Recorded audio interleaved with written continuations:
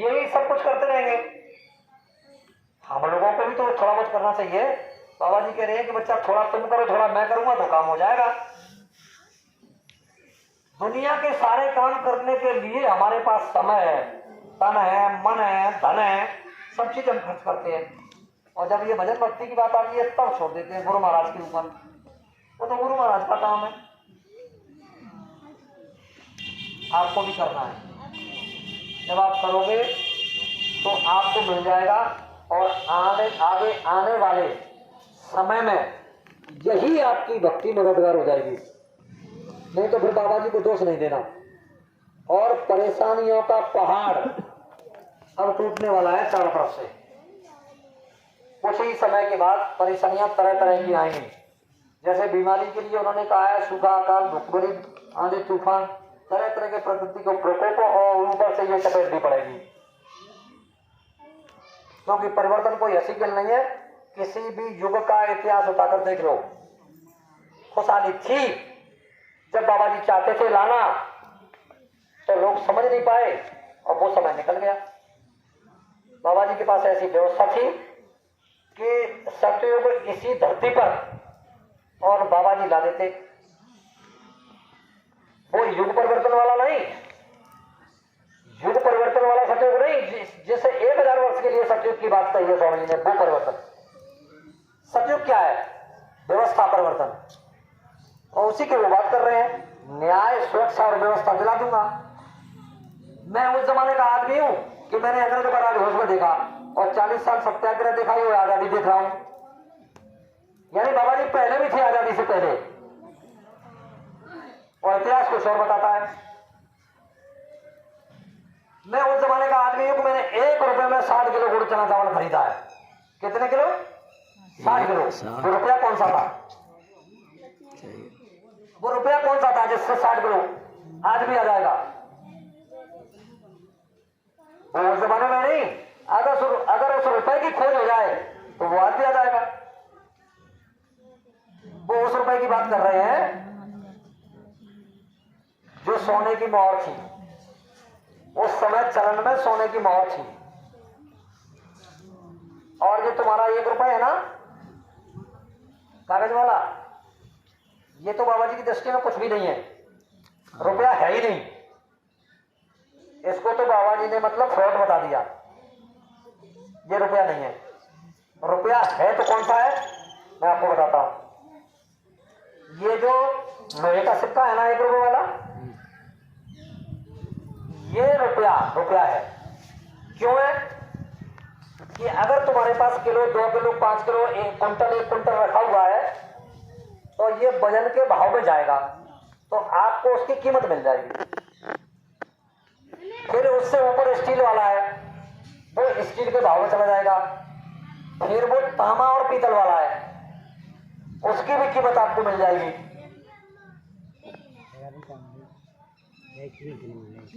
फिर आ जाइए आप चांदी के में, चांदी के रुपए पे।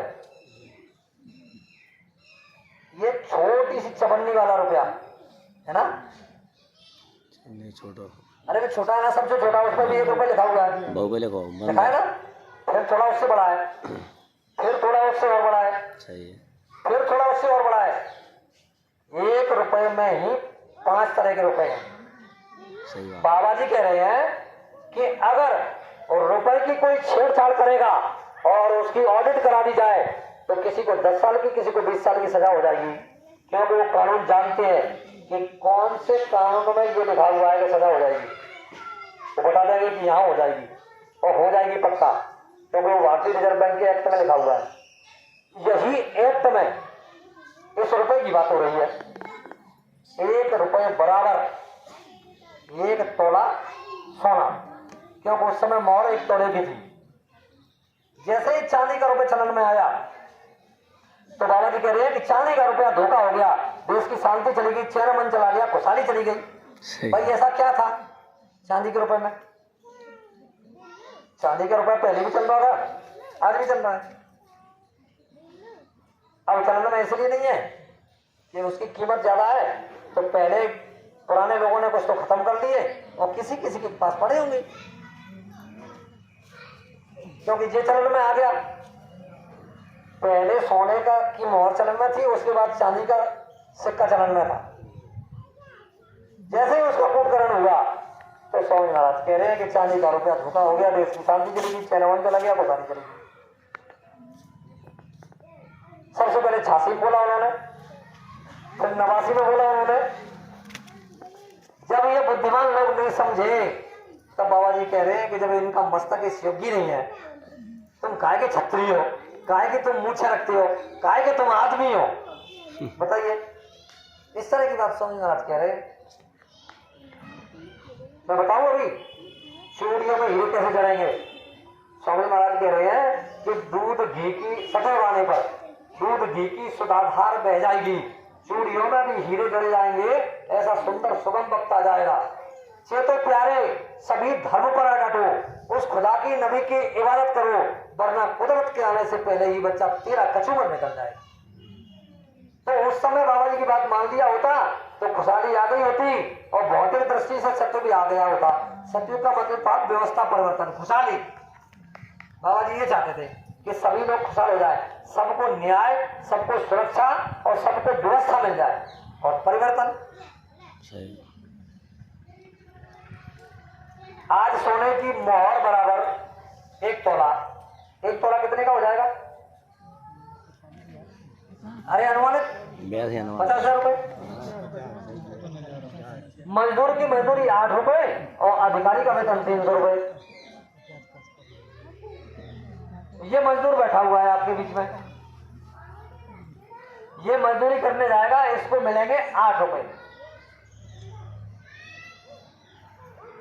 1 दिन के नहीं, 1 महीने के।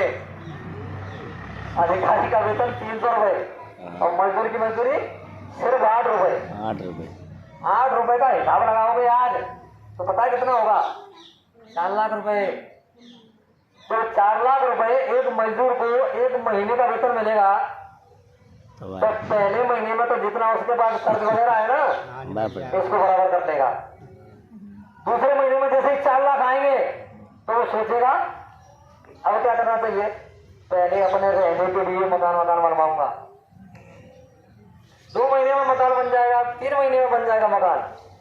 जैसे ही मकान बन जाएगा तो फिर सोचेगा कि क्या करना चाहिए, और अरे यार मेरे पास साइकिल टूटी हुई है, मोटरसाइकिल ले, इसकी और अच्छी व्यवस्था है, वो ये कहेगा मतलब मैं कर लूंगा।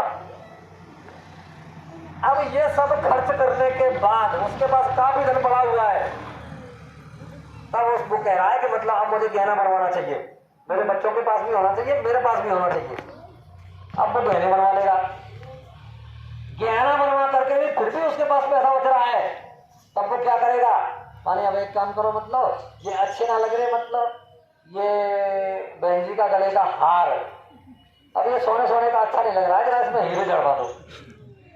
पैसा तो है ही अपने पास, और चूड़ियां अच्छी नहीं लग रही है सोने की, इनमें भी जरा हीरे जड़वा दो चारों तरफ।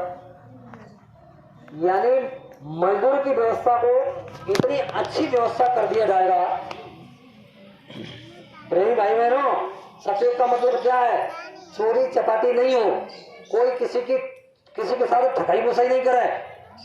जब ये सब काम नहीं होगा तो घर में ताले पड़ेंगे? घर में ताले नहीं पड़ेंगे। और बाबा जी ने कहा जब आपके पास अच्छी व्यवस्था होगी तो आप तकनीकी खेती करोगे, और जब तकनीकी खेती करोगे तो बीघे में कितना मिलेगा? कितने मन मिलेगा बीघे में? अभी 40 मन तो गेहूं हो रहा है। जब आप मतलब डीएपी यूरिया का इस्तेमाल कर रहे हो तो 1 बीघे में अच्छी तरीके से समय पर खाद पानी दिया जाए तो 40 मन तक का तो मतलब हमारे गांव में हो रहा है, आपके यहाँ भी हो रहा होगा है? और जब आपके पास अच्छी व्यवस्था होगी, पैसे की कोई कमी नहीं होगी, तो बाबा जी की भविष्यवाणी सत्य सिद्ध होगी। और फिर जब समय अनुकूल हो जाता है तो प्रकृति क्या आपके लिए बैठी रहेगी? स्वामी जी महाराज ने ये नहीं कहा कि इसने सब अपनी झोली में समेट करके रखा है और बच्चा समय आने पर अपनी झोली और तुम लोगों के सामने फैला देगी, सब दे देगी। ये कितनी देर लगती? सब व्यवस्था थी। 89 के सत्संग कार्यक्रम में स्वामी महाराज कह रहे हैं कि देखो अधिकारी कर्मचारियों का काम हो जाएगा, सेठ साहूकारों का काम हो जाएगा, और ये काश्तकारों का काम हो जाएगा, और छात्रों को बिना ढूंढे नौकरी मिल जाएगी। बच्चा बस मैं इतने विश्वास दिला सकता हूँ कि तुम्हारा काम हो जाएगा और ये व्यवस्था कभी न कभी लागू हो जाएगी। यानी प्लान तो उनके पास पूरा था, लेकिन फांसी लोन भी रही, आपको पता नहीं होगा। फांसी थी एक, और उस फांसी को जिम्मेदार लोग जानते थे। बाबा जी अभी किसी भी कीमत पर ये सब नहीं होता। हमारे आपके बीच में आज दिखाई दे रहे हैं। बाबा जी ने एक बात कह दी, सतयुग के लिए उन्होंने कहा था कि देखो मैं 3 यज्ञ कर चुका हूं, चौथा यज्ञ करूंगा, और जब चौथा यज्ञ करूंगा तो 10 करोड़ की भीड़ इकट्ठी होगी। आप सोच लीजिए, बाबा जी आएंगे, उससे पहले योग परिवर्तन की बात हो रही है, व्यवस्था परिवर्तन की बात हो रही है, और वो समय सीमा भी अगर मालिक की मौत से वही समय है तो वो निश्चित है, क्योंकि वहां संशय नहीं है। ऑडियो वीडियो जब हमने सुने तो स्वामी जी महाराज कह रहे हैं मतलब 31 मार्च 80 तक परिवर्तन हो जाएगा। सन 80 वाली बात तो निकल गई, संवत 80 वाली आ रही है, 19 महीने से है।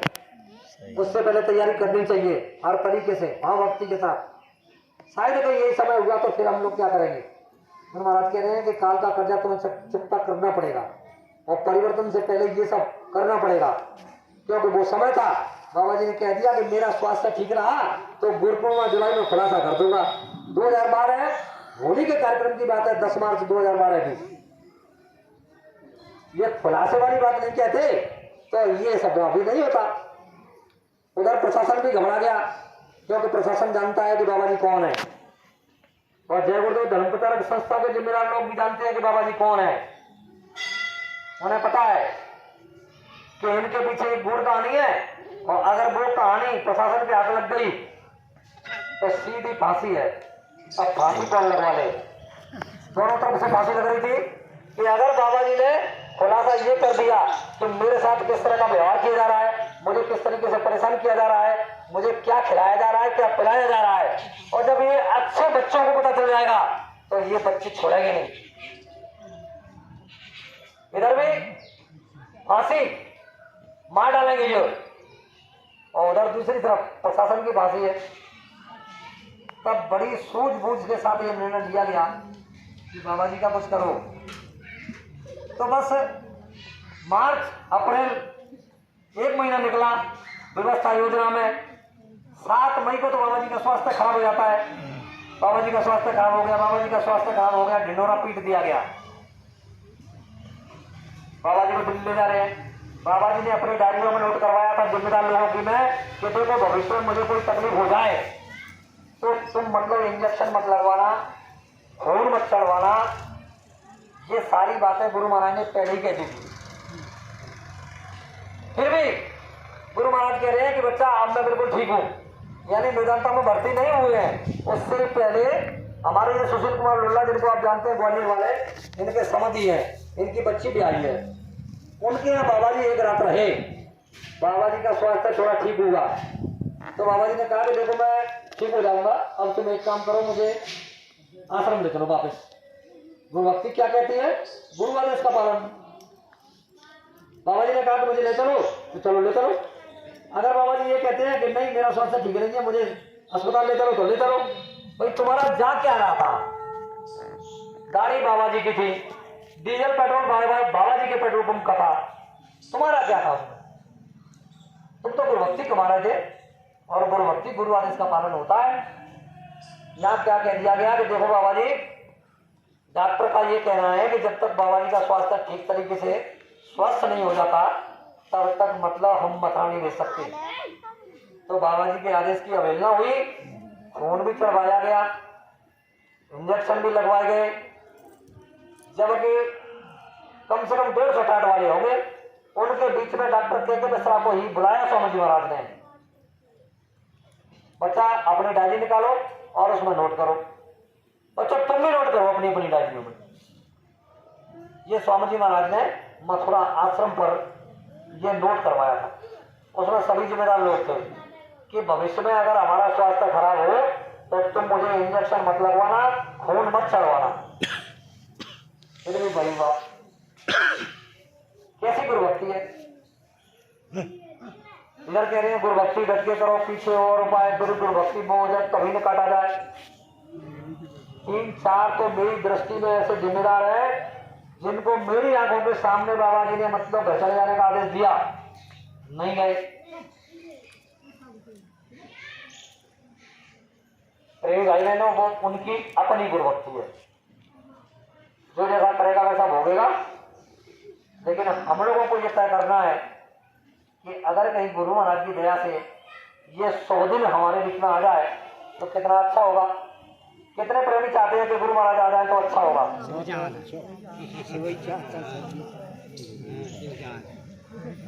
तैयार तो फिर आप लोग कोशिश नहीं करोगे? करनी चाहिए ना। आप लोगों के बीच में मैं ऐसा व्यक्ति हूं, मैं शुरू से ही इस बात को कहता चला आ रहा हूं।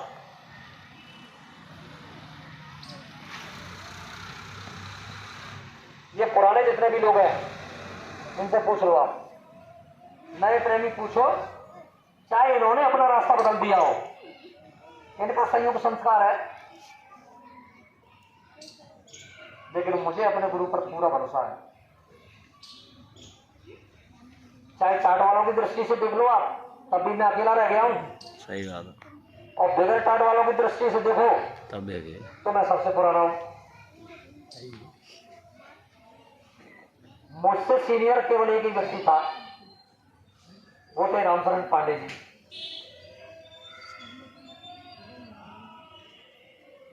अब जितनी जानकारी मुझे हो सकती है, चाहे वो आश्रम की तरफ से हो या गुरु महाराज के बताए अनुसार हो, तो वही जो बरस 2 बरस और 10 बरस का व्यक्ति है उसे ज्यादा होनी चाहिए, या जो 35 साल का व्यक्ति है मतलब उसे ज्यादा होनी चाहिए।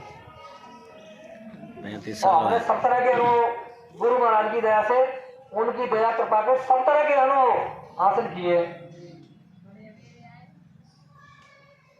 मैं आपको अपनी बात बताता हूं, इसी जगह की बात है, इसी जगह की। मैं उधर दीवार के उधर उस पर बैठा था, एक कार्यक्रम हो रहा था, और कार्यक्रम मौसम खराब होते हुए भी और उनके पक्ष में जा रहा था जो कार्यक्रम करने वाले थे।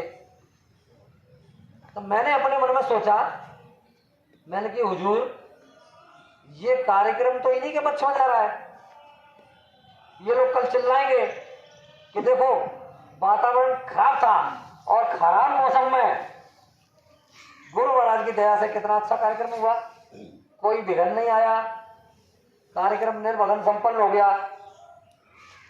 तो उसी समय स्वामी जी महाराज ने मुझे एक भविष्यवाणी याद दिलाई अपनी। वो कौन सी भविष्यवाणी थी कि बच्चा, मैंने कहा था कि अपने अपने भाव भावना के अनुसार लोग चले जाएंगे, तो भाई तुम क्यों गति अवरोधक बनना चाहते हो? पुराने प्रेमियों को पूछो, जिनके सामने स्वामी महाराज ने कहा था कि महापुरुष जब जीवों को इकट्ठा करते हैं तो क्या बजाते हैं, कौन सा डमरू बजाते हैं, बताओ जरा। पुराने महापुरुष जब जीवों को इकट्ठा करते हैं तो कौन सा डमरू बजाते हैं? भूल गए? सीधा डमरू बजाते हैं। सीधा। और जब छटनी करते हैं तो फिर कौन सा डमरू बजता है? उल्टा। दोनों बातें हो गई।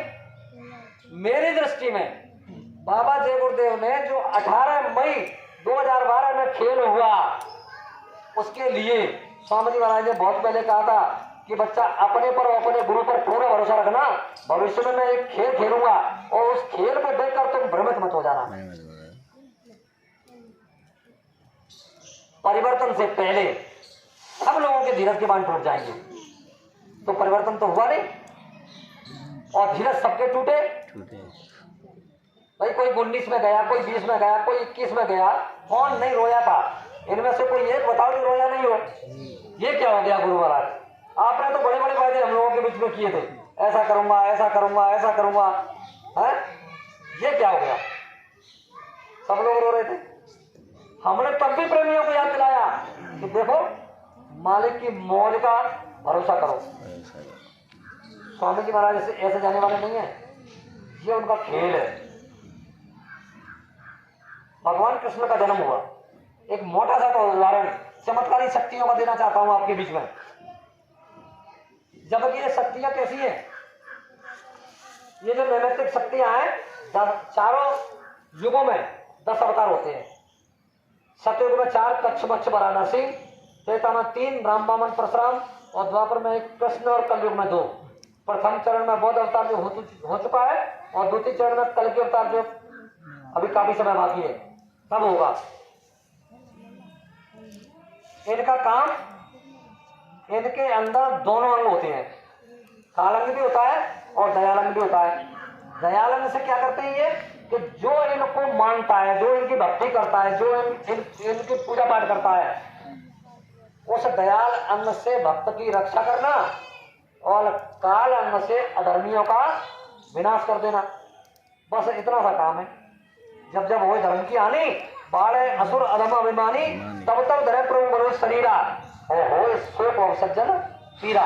यदा यदा धर्मस्य ग्लानि भवति भारत, अभ्युत्थानं धर्मस्य तदात्मनां सदानन्दं, परत्राणां साधूनां विनाशाय दुष्कृताम्।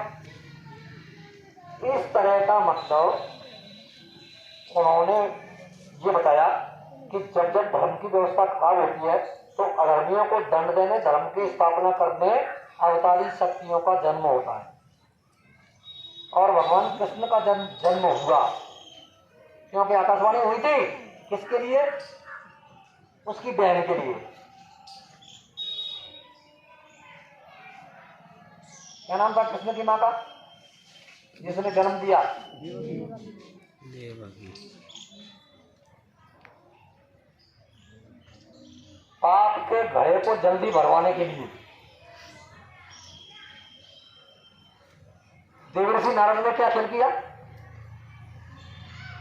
वो बारी बारी से देवकी के पुत्रों को मारने जा रहा था।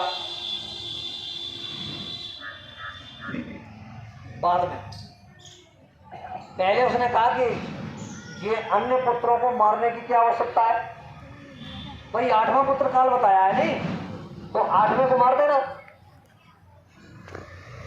अब नारद जी पहुंच गए वहां कि देखो तुम्हें पता है 8वां कौन सा है। उसने हाथ की उंगली बताई कि तुम मुझे बताओ गिन करके कि इसमें 5वां कौन सा है। तो इधर से गिना 1 2 3 4 5, ये 5वां है। इधर से गिनोगे तो 1 2 3 4 5, यहां से बीच से शुरू करो 1 2 3 4 5, तो फिर 5वां कौन सा है। तो उन्होंने कहा मतलब कि ये तो भ्रम हो सकता है, ये तो कोई सा भी 8वां हो सकता है। तब उसने निर्णय लिया कि अब किसी भी बच्चे को छोड़ूंगा। जब भगवान कृष्ण का जन्म हुआ तो पहरेदार जाग रहे थे, क्या हो गया था, सो गए थे ना, और जो ताले लगे हुए थे बड़े बड़े ताले अपने आप खुल गए। तो प्रिय भाई बहनों, उन शक्तियों को पैदा करने वाली जो महाशक्ति है, जो सर्वशक्तिमान है, वो जब किसी खेल को करना चाहे तो हमारी आंखें धोखा खा सकती है या नहीं, मैं आप लोगों से पूछना चाह रहा हूं।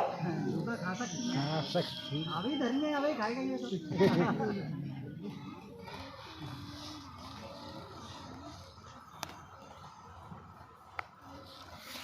वो गुरु महाराज की दया से कैसे भी करके, मतलब हर वक्ति तो मेरी ऐसी है नहीं, लेकिन अपने गुरु की बातों में विश्वास जरूर है।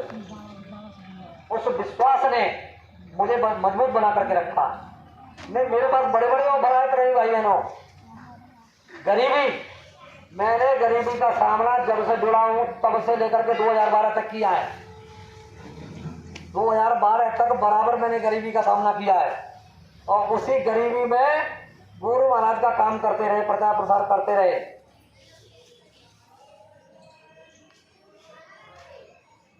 संगत के बीच में खूब मेहनत की 2012 में। 2012 की पूरी साल में हमारी बात पर, गुरु महाराज की बात पर लोगों ने भरोसा किया। जैसे ही 2013 लगा तो उसमें छटनी का दौर चला, छटनी होने लगी, फिर छटनी दिखाई देने लगी, फिर तरह तरह की बातें हो गई। इसी जगह पर झगड़ा हुआ। अगर उस दिन मैं आ गया होता तो वो मेरे ऊपर ही आता पूरा। हमारे राम लोग भाई को कहो, मैंने एक दिन पहले बताया था, तो उसी तरह इनको ये बीच में बैठे हुए इधर जरा आना इधर।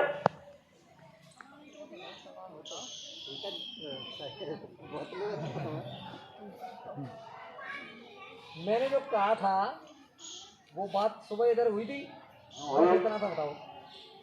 एक बात का है, किसान बात है, मैं याद ना कौन सी बात में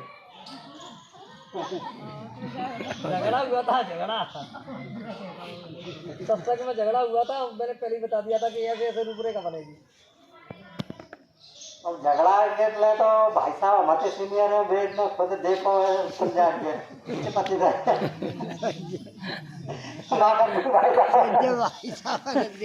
देखिए एक बात और बताता हूँ। मेरा ये गुरु भाई टाट वाला आया था, तो उससे मैंने धौलपुर में निवेदन किया कि भैया तुम जिस तरीके से बात कर रहे हो स्वामी महाराज की, मुझे थोड़ा सा संशय पैदा हो रहा है। स्वामी जी महाराज ने जितना तुमको बताया हो उतनी बात करोगे तब भी ठीक, फंसोगे नहीं। और अगर तुमने ऊपर बात कर दी तो तुम्हारा फंसना निश्चित है। आखिर बंदे ने वही किया, बात नहीं मानी। 15 दिन पहले से तैयारी चल रही थी। बिहार में एक जिला था, तो उस जिले में उनका कार्यक्रम था। जगह का नाम था, अभी मेरे को याद नहीं आ रहा है। तो मैं 15 दिन पहले से गुरु महाराज से निवेदन कर रहा था, 15 दिन पहले। हुजूर मेरे लिए भी कुछ संकेत मिल जाए, वहां आप क्या करने वाले हो तो मैं भी चला जाऊंगा। कभी सुरेश का फोन आ रहा है, कभी दामोदर का फोन आ रहा है, भैया तुम्हारा पता ही ना चल लो, जे बस है गई, जे गाड़ी है गई, कश्मीर के ट्रेन के टिकट है गए, तुम कैसे आ रहे हो? मैंने भैया मैं तो मतलब संसारी जाल में फंस गया हूँ हजूरात, इससे निकल ही नहीं पा रहा हूँ। 5 दिन पहले गुरु महाराज ने एक संकेत दिया, तो बाबूजी का फोन गया तो भाई साहब तुम क्यों ना जा रहे? मतलब हाँ भाई तो तैयारी है गई। मैंने भैया जाएंगे को तो खूब मनो मतलब, लेकिन कभी तो पिता भी ना लगे रहो कि नहीं कभी ना कोई बात आती है।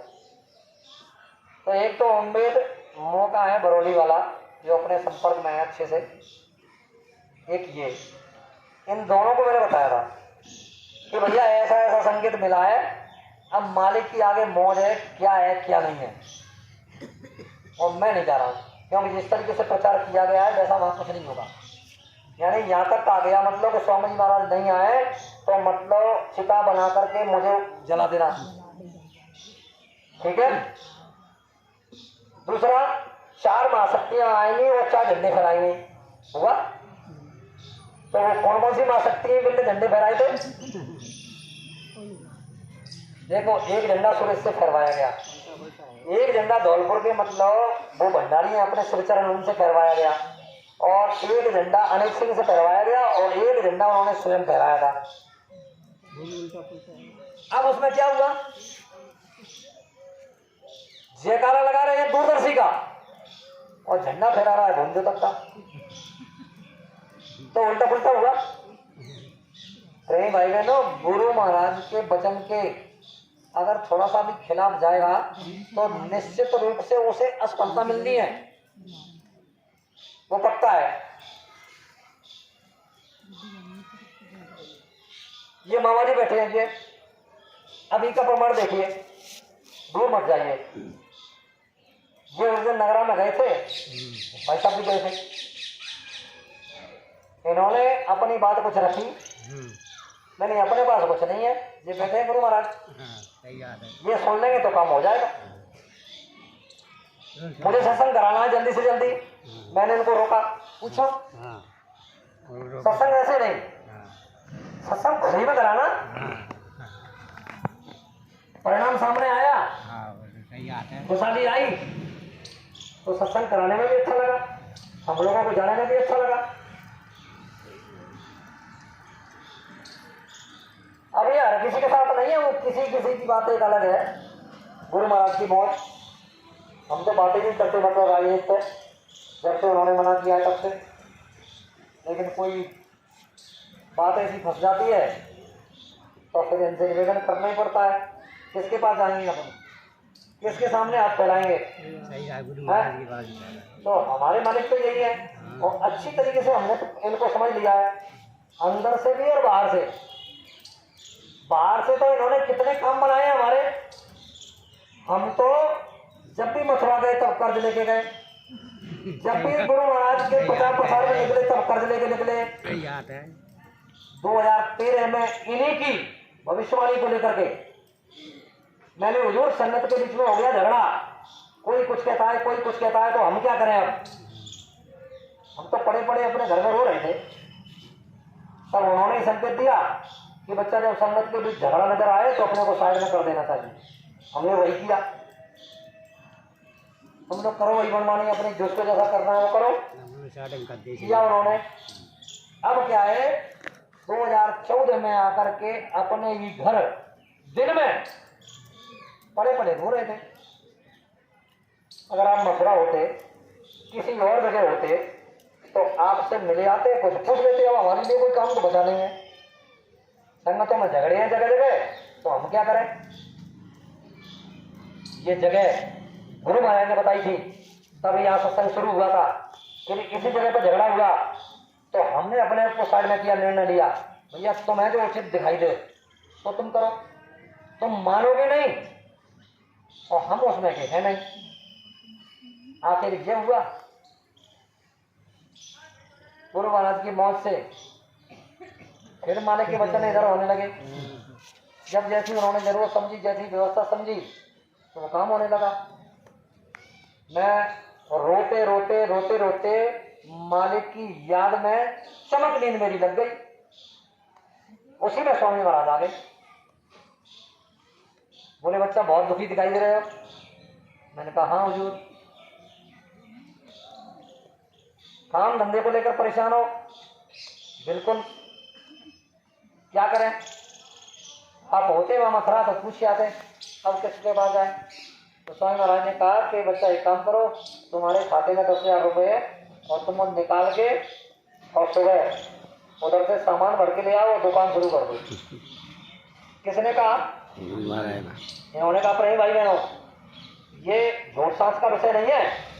इनको पता भी नहीं था जब मैं सामान लेकर के आया। तब जब सामान लेकर के पहुंच गया तब इन्होंने पूछा कि ये क्या है सर? मैंने कि वो अपने पुराने कांटे बांटे कहाँ हैं, मेरे लाओ जल्दी से, मतलब साफ करो। और गुरु महाराज की प्रतिमा हमने बैठक में रखी आरे में, थोड़ा सा प्रसाद बच्चों को बुला करके बांट दिया और शुरू कर दी। प्रेम भाई बहनों, 10,000 से क्या होता?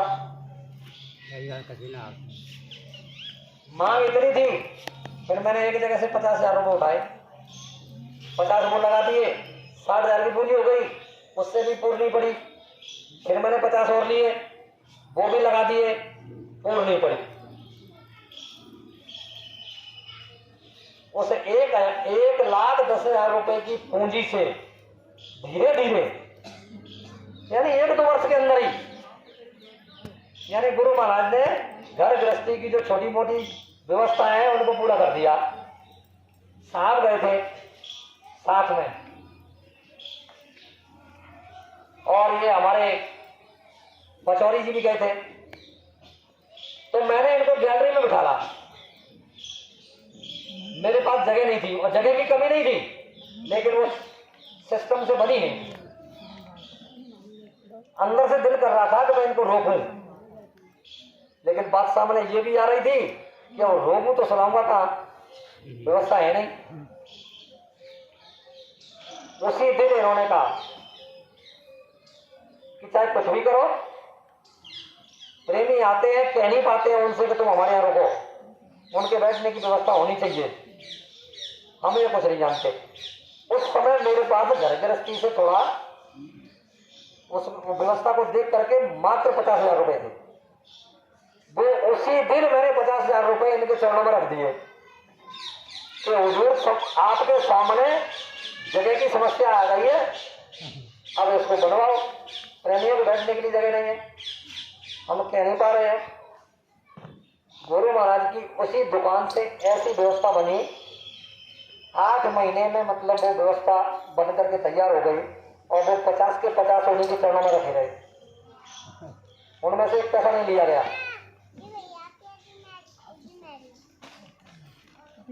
करीब 6.5 लाख रुपए लगे थे, आते गए लगते गए, आते गए लगते गए।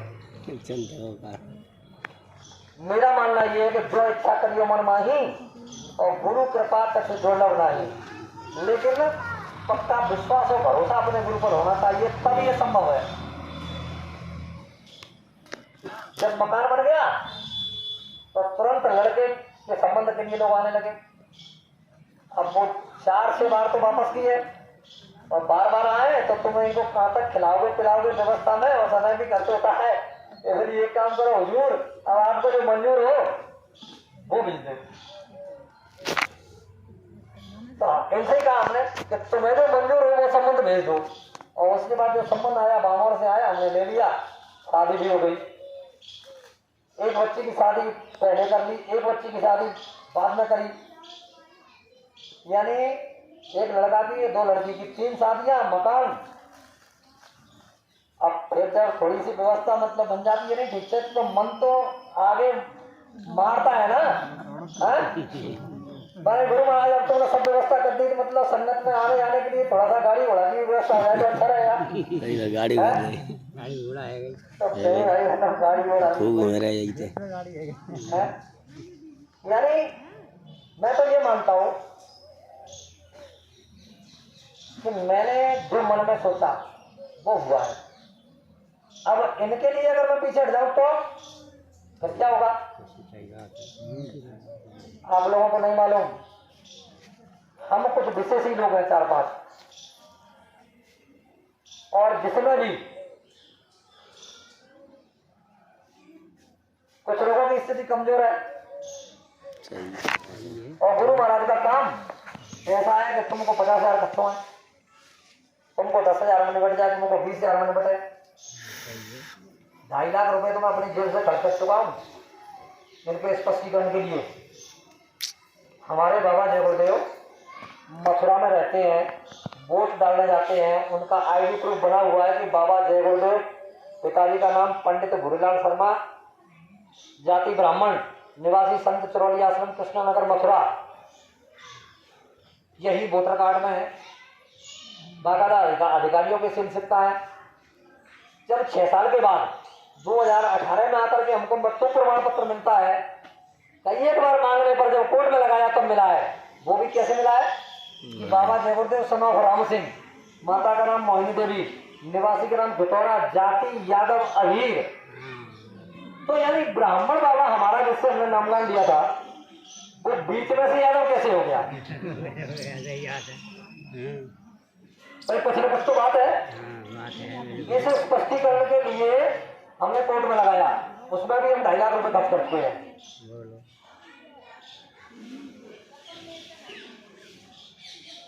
संगतों में घूमना, जहां जहां प्रेम बुलाते हैं वहां जाता हूँ। तो प्रेम भाई बहनों आने जाने में भी खर्च होता है कि नहीं होता? होता है ना। अभी जोरा में सत्संग स्थल तैयार हो रहा है, एक बैठने की अच्छी व्यवस्था। ये पुराने जितने भी हमारे साथ के लोग थे सबसे हमने निवेदन किया कि देखो कहीं कोई ऐसी जगह अपनी होनी चाहिए जिसमें प्रेमी आकर के बैठ जाए और गुरु महाराज का संदेश होना सुनने को मिले। जिन प्रेमियों के पास व्यवस्थाएं थी और उन्होंने अपना बना लिया, जैसे ग्वालियर में बना हुआ है, धौलपुर में बना है, आगरा में बना है, इंदौर में बना है, उज्जैन में बना है, और तुम्हारे मतलब अधिकांश सभी जगह बना हुआ है। तो एक छोटी सी जगह जोरा में भी मतलब अपनी तैयार हो गई है, और जिसमें चाय काट वाले के नाते या सबसे पुराने के नाते अगर मैं सहयोग न करूं तो कोई और कर देगा? कोई कैसे करेगा भाई?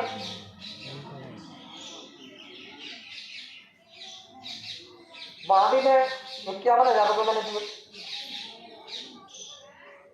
अभी टीन की बात आई कि टीन डलनी है, छाया करनी है। वहाँ ट्रेन में आते हैं मतलब तो बैठने के लिए थोड़ी छाया हो जाए तो ठीक रहेगा।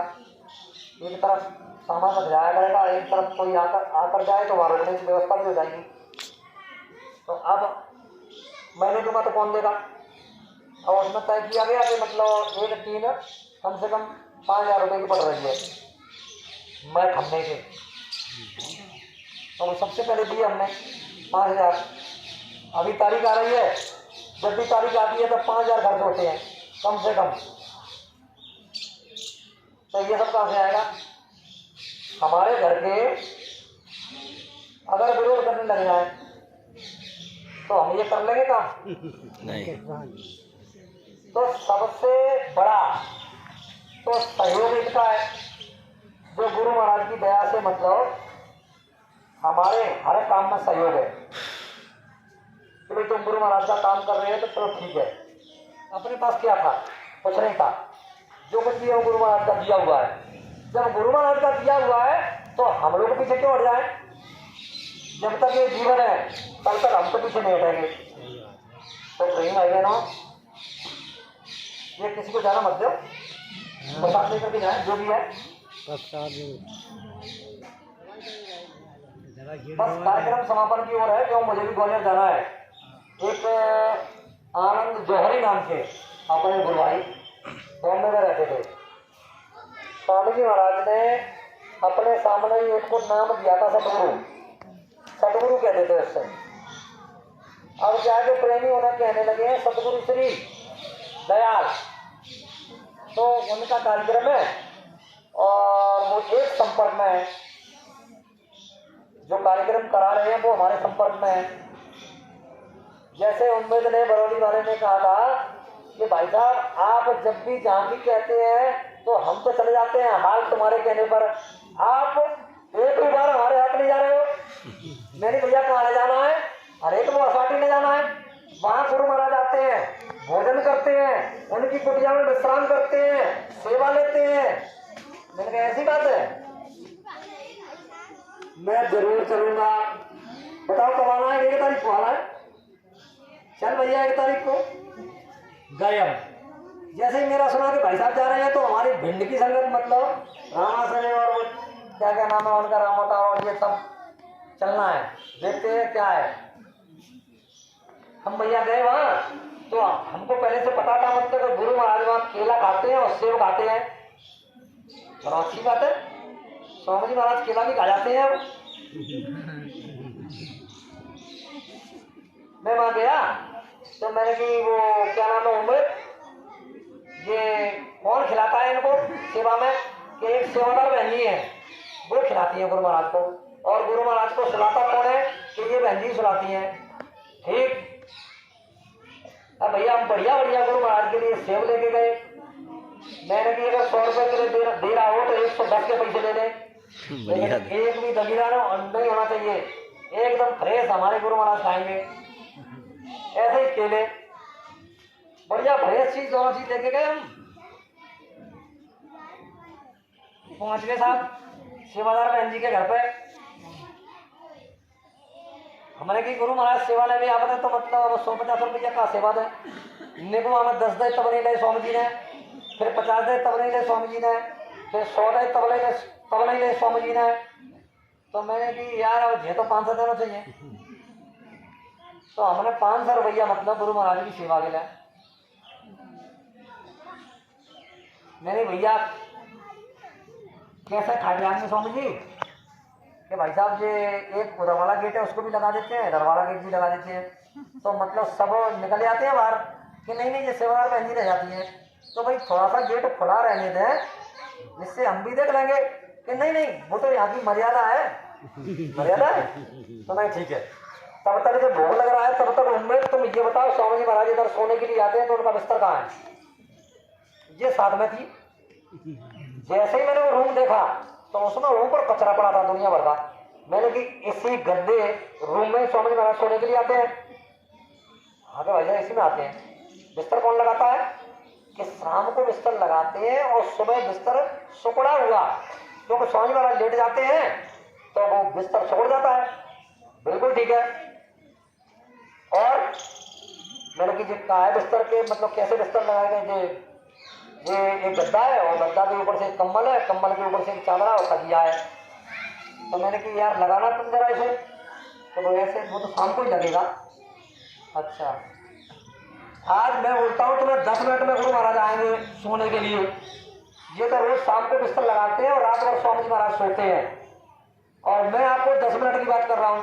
10 मिनट में स्वामी जी महाराज आएंगे और सो करके चले जाएंगे। भाई साहब ये कैसे संभव हो सकता है? मैंने ऐसे ही तो संभव होगा। तो फिर मैंने चलो पहले भोग देख लो। तो हमारा भोग नहीं लगा, न हमारी सेवा गुरु महाराज दे करके गए, न हमारे केले में से केला खाया, न हमारी सेब में से सेब खाई। मैंने स्वामी जी महाराज सेवा हमारी मुखर में आई 110 रुपया किलो की है, ऐसा कैसे खा जाएंगे? और ये मथुरा में जब खिलाते थे आपको तब केले से एलर्जी हो जाती, और इधर केला खा जाते हो आप हैं?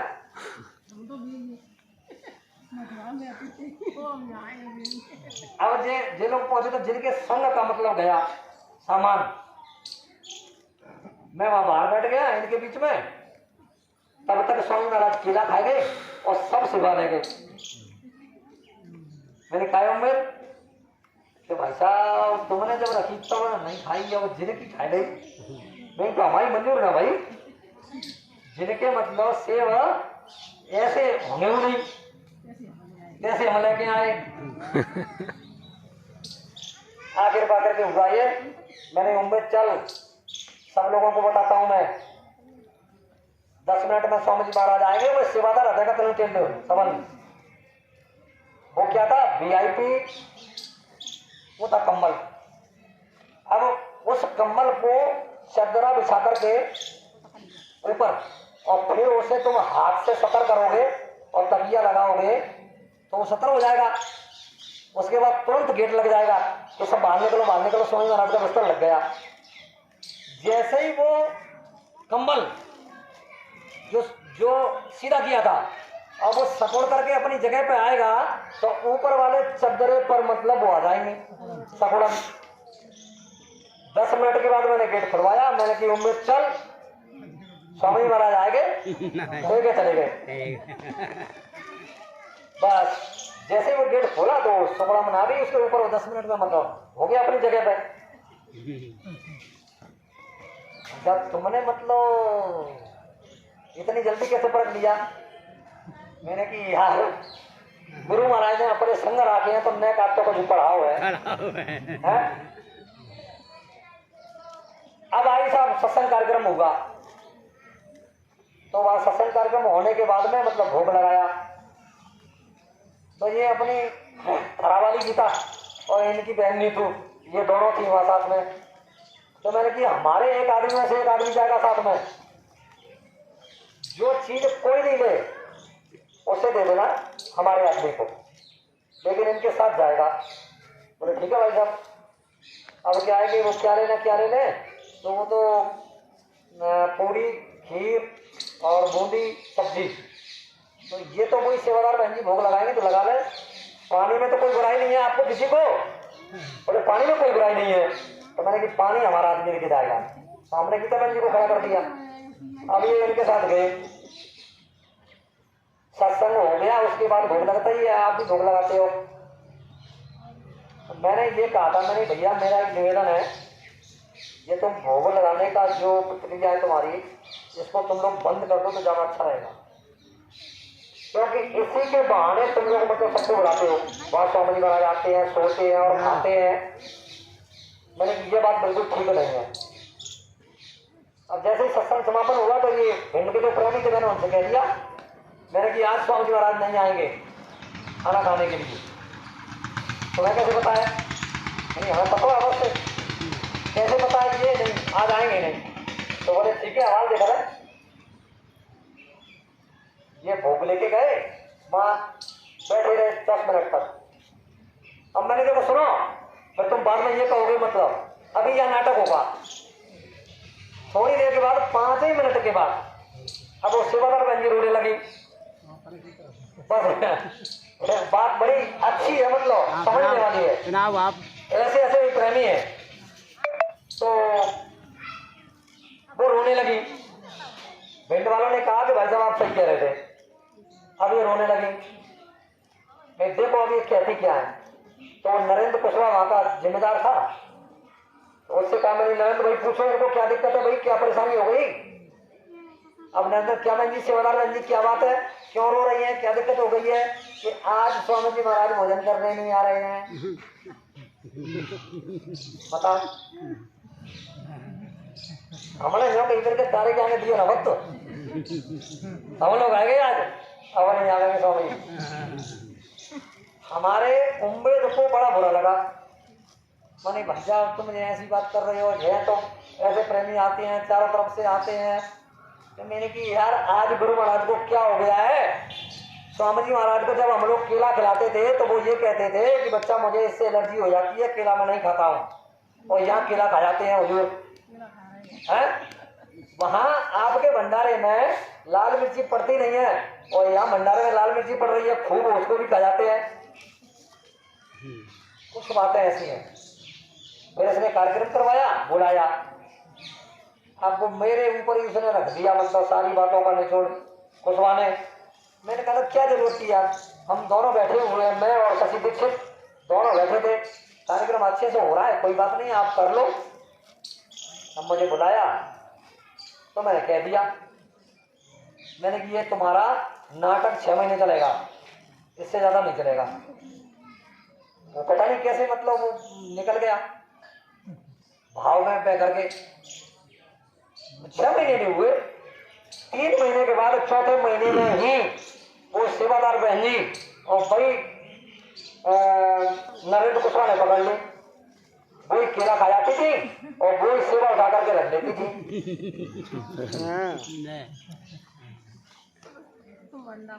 बहन जी तुमने मेरे को बर्बाद दिया।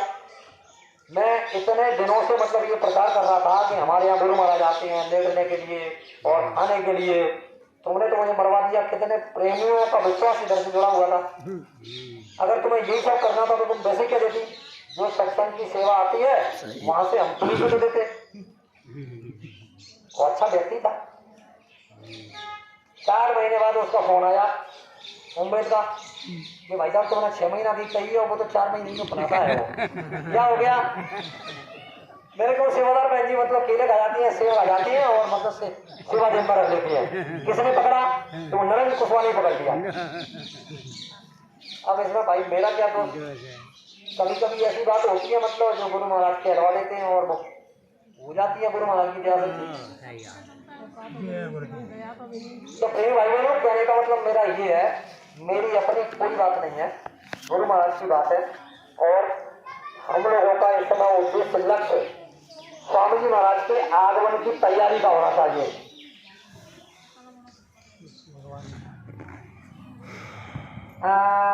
रैली में मैंने काफी प्रेमियों के द्वारा सुना है कि आओ सतयुग आपका हार्दिक स्वागत है। अब जब सतयुग आएगा तो सतयुग लाने वाला तो पहले चाहिए। भाई सतयुग का स्वागत तो आपने कर दिया, लेकिन जिसने सतयुग का बिगुल बजाया, डंका बजाया कि मैं 3 यज्ञ कर चुका हूँ, 4था यज्ञ करूंगा और 4था यज्ञ जब होगा तो 10 करोड़ की भीड़ इकट्ठी होगी। कितने करोड़ की? 10 करोड़ की। और बाबा जय गुरुदेव के इस समय 2010 भंडारा नामदानी सेवादानी रसीद के हिसाब से 40 करोड़ से ऊपर शिष्य हैं। और इन 40 करोड़ों को पता चल जाए कि बाबा जय गुरुदेव 4था यज्ञ करने जा रहे हैं भारत के किसी भी कोने में, तो प्रेम भाई बहनों मेरा मानना ये है कि जिसके पास घर धन नहीं हो तो वो अपनी भैंस बेच दे, वो पड़ा बेच दे, वो बेच दे, छोटे यज्ञ में जाओ। लेकिन बाबा जी क्या कह रहे हैं, केवल 10 करोड़, यानी कितनी भीड़ होगी? 10 करोड़ की। आप पक्का मान लीजिए 10 करोड़ से एक ज्यादा नहीं होगा, एक कम नहीं होगा। 10 करोड़ माने 10 करोड़ होगी। कृपा होगा तो चले और लोगों नहीं तो वो अब थोड़ा सा यही तो समझने का विषय है, यही विषय बस समझने का है। क्योंकि प्रकृति अपना काम करेगी, सुख आकाल बीमारी डुबोरी आदि तूफान इस तरह के प्रकृति के प्रकोप होंगे तो कुछ लोग तो इसमें चढ़ जाएंगे। क्या मैं आप लोगों से पूछना चाहता हूँ कि जयगुरुदेव वालों ने पट्टा करवा लिया है कि हम तो जाएंगे नहीं, हम तो जयगुरुदेव वाले हम ही बचेंगे। तो कोरोना के टाइम में मेरे पास सैकड़ों प्रमाण है, मतलब जयगुरुदेव वाली गए सैकड़ों, जिसमें बड़े बड़े जिम्मेदार भी गए कोरोना में।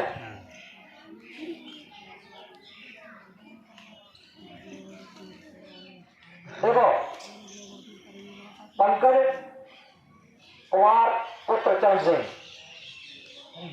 मथुरा का अध्यक्ष, उनके पिताजी कोरोना में गए, बाकी बार मनु काका मथुरा से कोरोना में गए, धौलपुर के 3 लोग कोरोना में गए, अपने ग्वालियर से 3 लोग कोरोना में गए, के मिश्रा तो पहले चला गया, रामचंद्र डब्बू के मिश्रा तो पहले चले गए। मैं कोरोना की बात कर रहा हूँ। ये मोहन तुम रैली में गए थे, ये रैली में गए थे, 5 दिन की रैली निकाली थी उसमें। तो मोहन ने कहा कि भाई साहब चाहे कसू करो कैसे करो, मतलब वो तो बड़ो करो डुब्बा मोह और को छुपी जरूरत रहा है, वो तो पद की जरूरत है, पद की बड़ी गरिमा होती है। मैंने कि पद तुम्हारे लिए इतना महत्वपूर्ण है। मैंने भैया सुमरन ध्यान भजन करो, गुरु महाराज का जितना कार्य बन जाए उनके आदेश में तो वो करो, ये उचित रहेगा। तो नहीं भाई साहब वो पद की जरूरत है। तो मैं चलो ठीक है, 2 व्यक्तियों के यहाँ से ऑफर आते हैं, कोई आएगा तो मैं बात कर लूँगा उनसे। तो इन्होंने पंकज ने उनको बना दिया मतलब प्रदेश का संगठन मंत्री, प्रदेश का मोहन परिहार, जो जयगुरुदेव आश्रम ग्वालियर बना हुआ है उस पर रहता था वो लड़का, और उसके पास कुछ नहीं था। गुरु महाराज की दया से उसके बच्चे पढ़े लिखे, दोनों बच्चों की नौकरी लगी, एक पुलिस में सिपाही है और एक 2 स्टार दरोगा है। और इनके पास मकान गाड़ी घोड़ा सब कुछ, कोरोना मृत्यु हो गई। क्या रह गया उनके पास? मेरा कहने का मतलब ये है कि पद प्रतिष्ठा मान बड़ाई अधिकार कुर्सी, ये संत मत में इन चीजों के लिए कोई स्थान नहीं है। लाभ और मान क्यों चाहे, पड़ेगा फिर तुझे देना, कर्म जो जो करेगा तू वही